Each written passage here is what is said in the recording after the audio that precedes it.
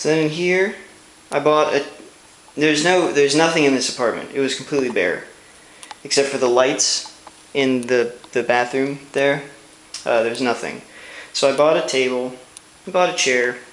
I bought a light fixture. Yes, that's great. No lights until I got some. So that was great. And then this is the kitchen, which, you know, again, there's nothing in it, and so I've used this almost not at all. And then I was fortunate to have the IC that I did, because she brought me like a hot plate, some soap, some tissues, some cups, some towels, and sponges and stuff. All stuff that I needed. However, I would have been happy also with a refrigerator, or maybe a stove, so I could at least boil water. I can't even eat instant ramen. Like, how bad is that? You come to Japan and you can't even eat instant ramen? That's like what you eat. But yeah. Okay. So, this is kind of interesting.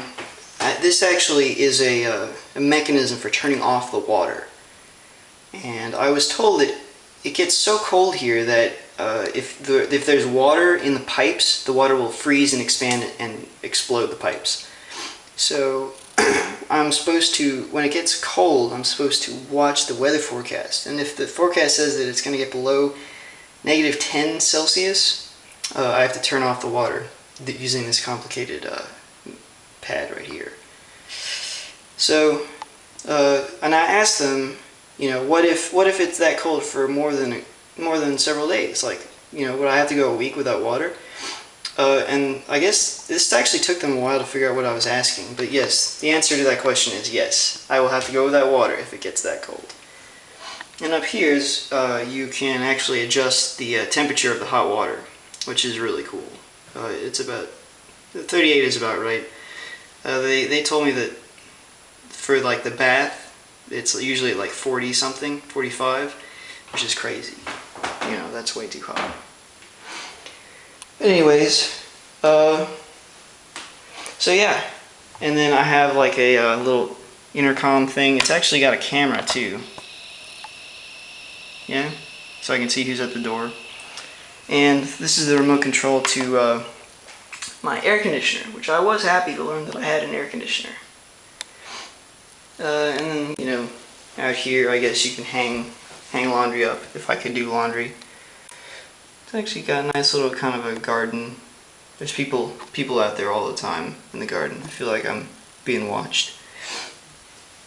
But yeah, so it's a really nice apartment, but I think it was designed for a family. You know, because I mean, this is actually pretty big for even an American single apartment. And so, rather than having the amenities that I actually am interested in having, I just have a lot of floor space that I can't use, and a lot of bells and whistles that I don't need.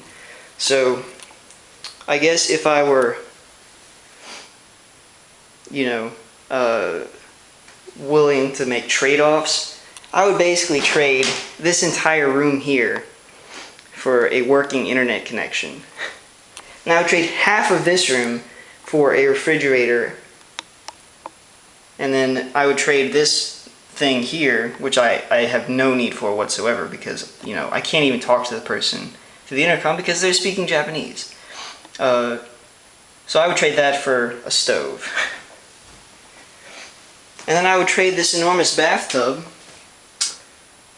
right there, which I also am not going to use. I would trade that for maybe, I don't know, coin laundry within walking distance. Everything's a trade-off, I guess. Unfortunately, I traded off for all of the things that I'm not interested in having. But it's cool. I mean, it's a nice place. But, you know, I am paying about 500 trillion bajillion yens for the privilege of living here, which is about $500 US. So it's not bad. Again, that's about what you'd pay in America. But in America, you'd probably have a refrigerator furnished.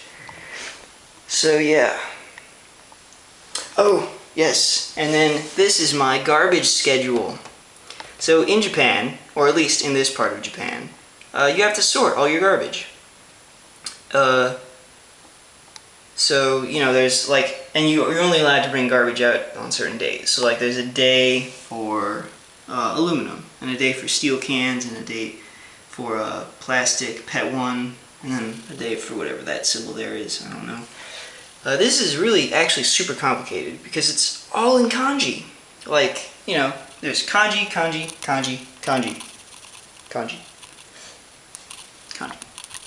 And so, you know, I would have to study Japanese for years to be able to read this thing. I mean, you know, it would be easier for me to learn to read The Tale of Genji in its original form than to actually be able to read this monstrosity.